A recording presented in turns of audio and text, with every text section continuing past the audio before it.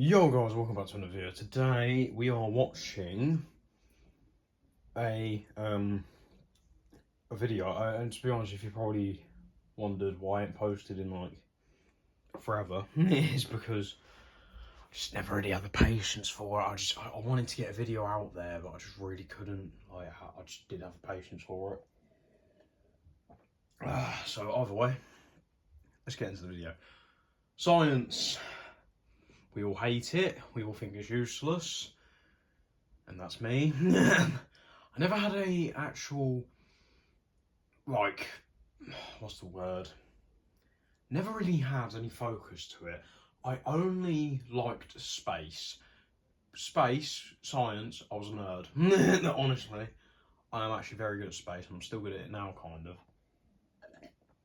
But, yeah, I do love space. But the rest of it, I think it's just all balls, really. Either way. Oh, what was it? And some people might think it's useful, in which sometimes it is. But you know what? That's that, innit? So either way, I hope you guys have probably no food, because no food is allowed in the science lab. I'm joking. Have whatever you want, because I've got a drink and pizza right now, and this pizza is banging. Either way, let's get into the video. Imagine that this folder is a dimensional plane. Now, assuming that it is no height and no depth, what would this mean?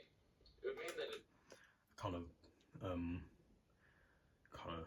That's kind of like a reference to Malaysian Airlines back, like, what was it, 10 years ago now?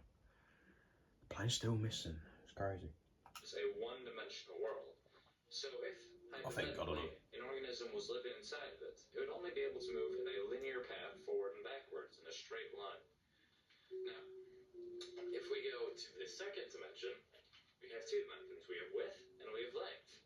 So hypothetically, if an organism lived inside of here, then it would be able to move up, down, left, right. Okay, so practically what he's saying, he's very good at science. Well, where's the point? Honestly, he's got his physics book as well, so you obviously know. Wait. Yeah, dimension, is that physics? Oh yeah, it's physics, isn't it? I think. I don't know. I don't know science, I'm not a nerd. Like, dimensions is physics, isn't it? Yeah. I think so. I don't know. I don't even know what I'm saying half the time. And anywhere else in between. And a two-dimensional world is comprised of an infinite series of one-dimensional worlds stacked upon each other. Just as our three-dimensional world, which has depth and length and height, is comprised of an infinite series of two-dimensional worlds. So, now that I've stacked many folders upon each other, we have three dimensions. We have depth, we have length, and we have width. Now what happens if you keep going on from here on out? We would have a four-dimensional world. But what exactly is the fourth dimension? In order to understand this, we need to understand how dimensions are perceived. We live in the three-dimensional world. Okay, I'm 17 years of age, and I got out of school like about a year ago now. And honestly, when did I start learning science in school? Probably about year 4 or 5. And that's when I was about 8 or 9. And I actually feel like I'm learning more stuff from whoever whoever this guy is. High school student, by the way. I think I'm actually learning more off this child than what I learned at school. I'm not even joking. But despite that, we actually view things to be two-dimensionally. Take a perfect sphere, for example. If you're looking at a sphere, it looks just like a regular two-dimensional circle. The only way we can tell it's an actual sphere instead of a circle is because of the hues of light on it.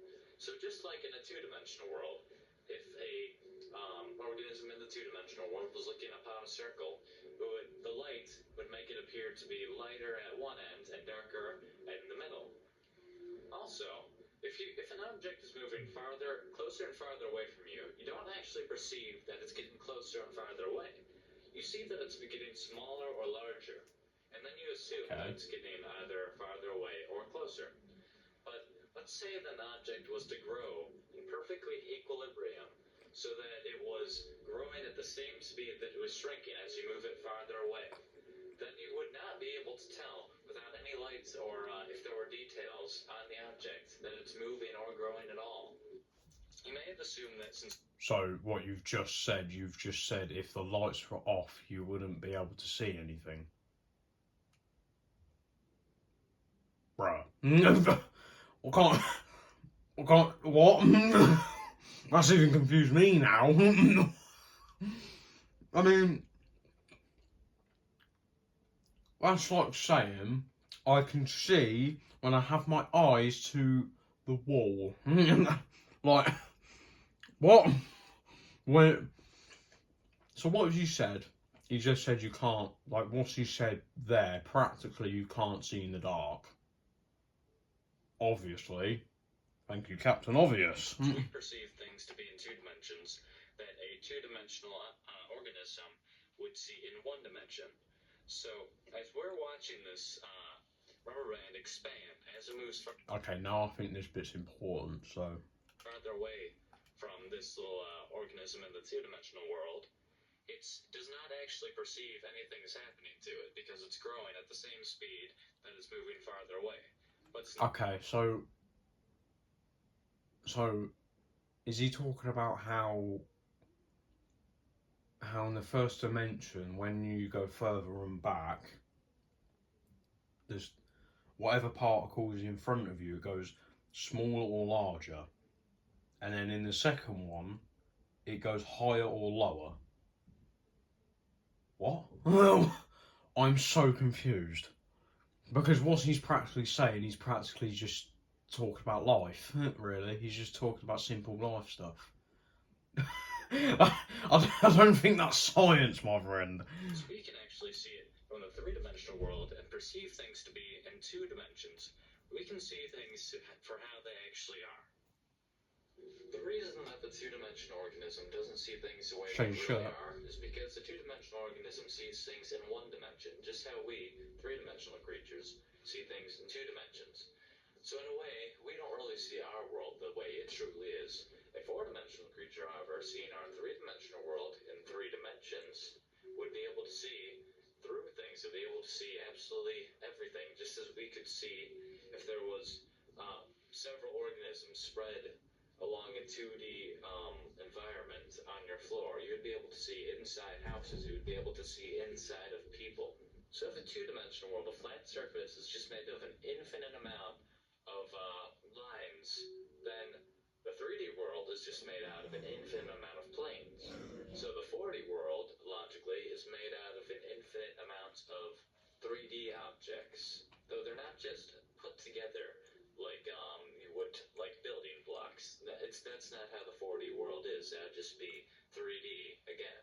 So in order to understand... Right, I know I'm not good at science, but what he's practically saying, he's just chatting absolute balls. I feel like he's just chatting absolute waz. Like, I mean, I don't know if this is like true or whatever. Someone tell me. Because right now I feel like he's just talking about just stupid things. I don't think he's talking about. I don't think what he's talking about. He doesn't know anything because it's confused. Because it's just confusing me now. Because he's practically just talking about life. He's just talking about what's going on in the world. Like, we need to understand the logical progression of mathematics in our world. Imagine that this connects piece represents the first dimension. It's simply a straight line, which is basically... oh, and look, guys, he's going to drop it, and that means we're in the first dimension. I'm sorry I'm pausing it too, but I had to make that joke. What the first dimension looks like. And if you add 3 more... Yeah, come on, yeah. ...of these straight lines and connect them so that adjacent sides are perpendicular and opposite sides are parallel, then you have the basic shape of the second dimension. You have a square. Now, if you keep going from here, and you add it so that there's a total of 4 squares, and all adjacent sides are perpendicular, and all opposite sides are parallel, then you end up with, obviously, a cube.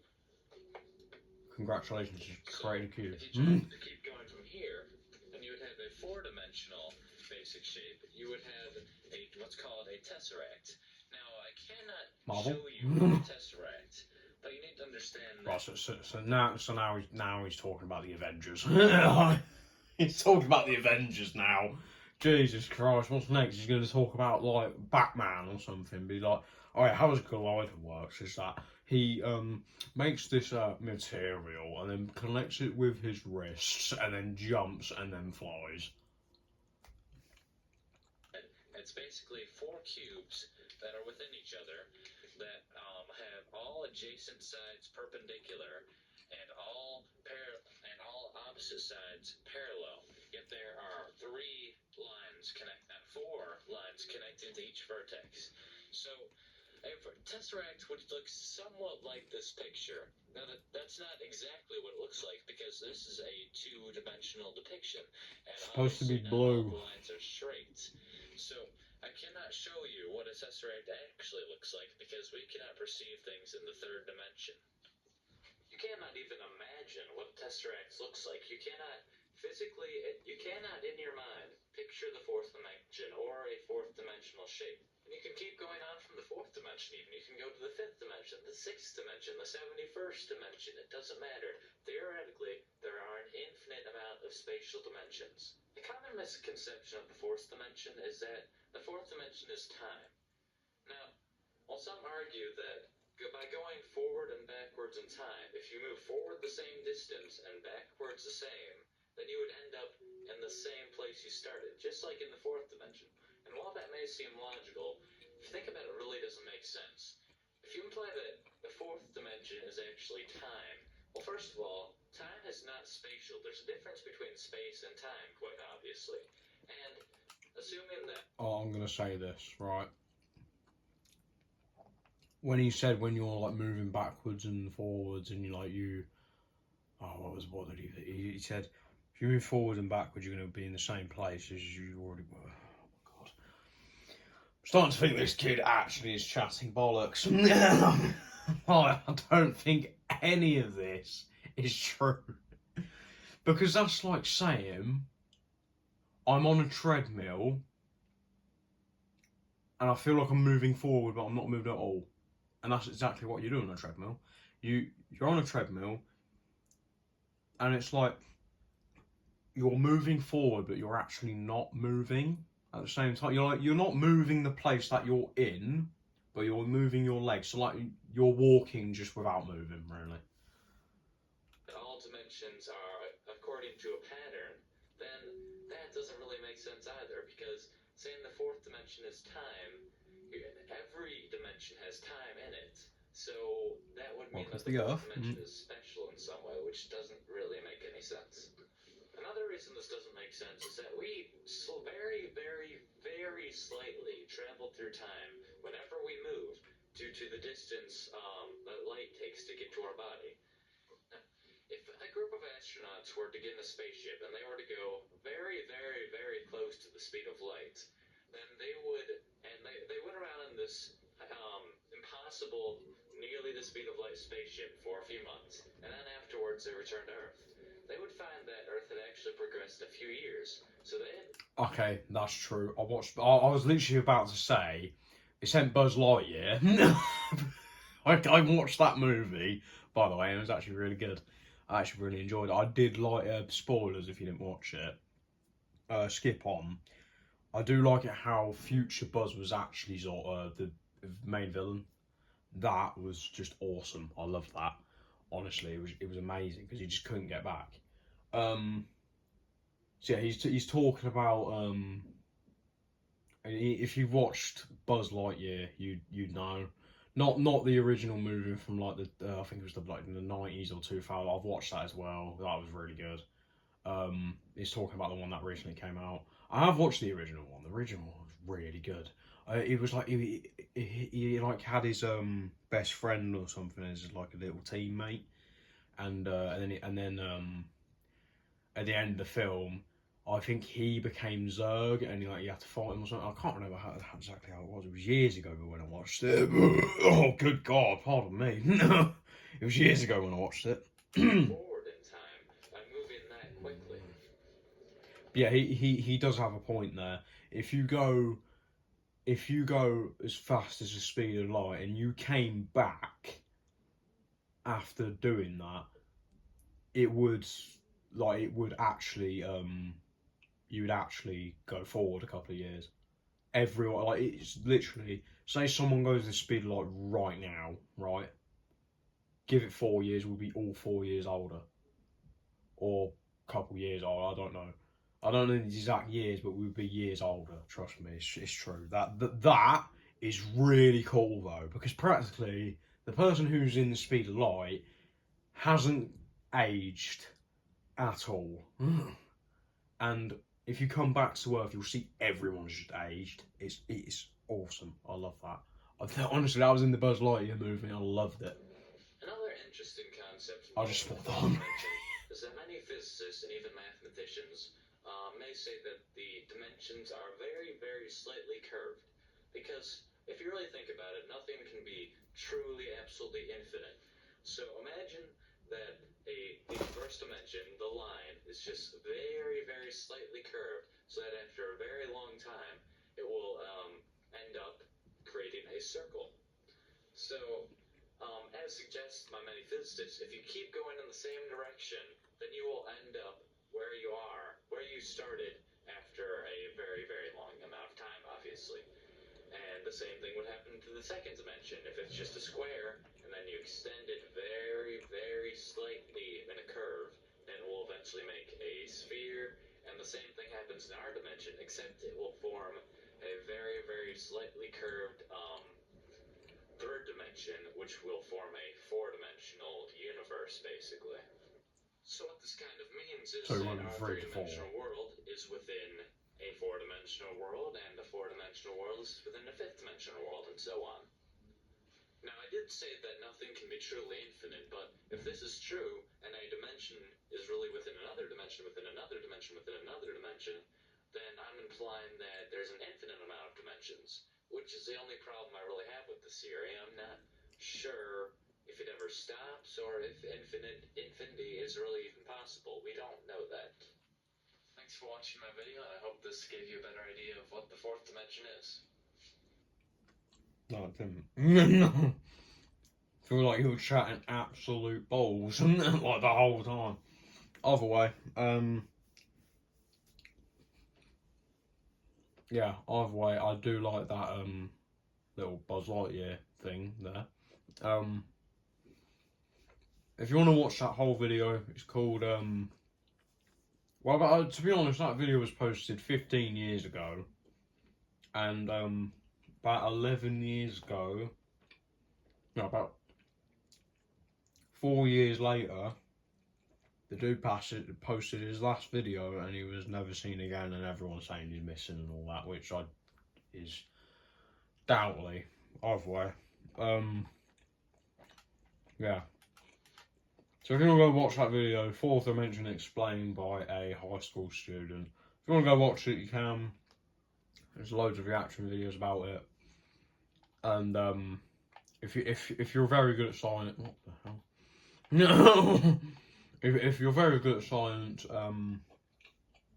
please explain this to me. I have no clue what it means. Either way, make sure to like, subscribe, and comment down below. If you're good at science, explain that to me in my way. And I'll see you guys later. Bye bye.